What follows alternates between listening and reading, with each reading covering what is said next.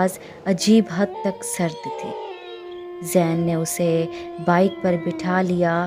रास्ते पर औरत खामोश रही, सिर्फ एक बात बार बार कहती रही, माँ को कभी रुलाया ना करो।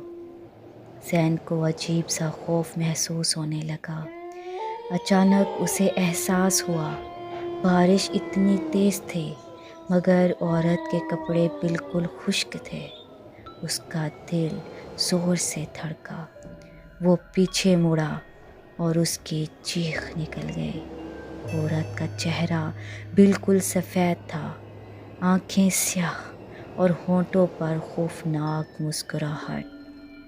तुमने आज अपनी माँ का दिल तोड़ा है। ज़ैन घबरा कर बाइक रोकने लगा मगर बाइक खुद ब खुद बंद हो गई।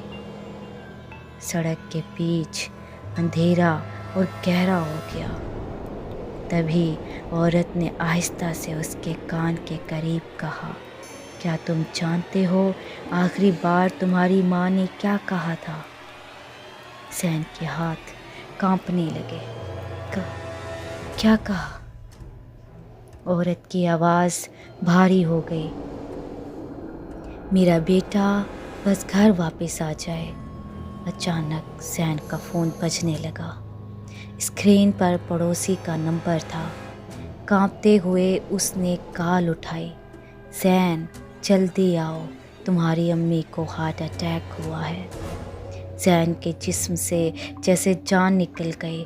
उसने फ़ौरन पीछे देखा मगर औरत गायब थी।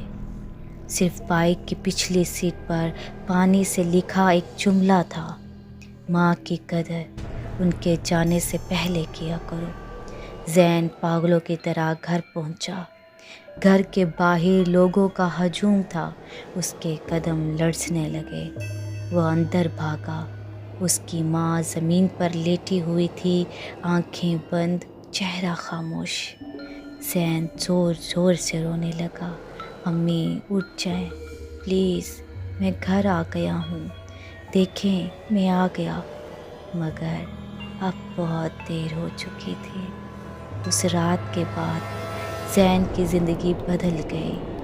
हर रात उसे वही औरत ख्वाब में नज़र आती और हर ख्वाब में वो सिर्फ़ एक बात कहती, जो लोग माँ बाप की मोहब्बत की कदर नहीं करते, वक्त उन्हें बहुत डराता है।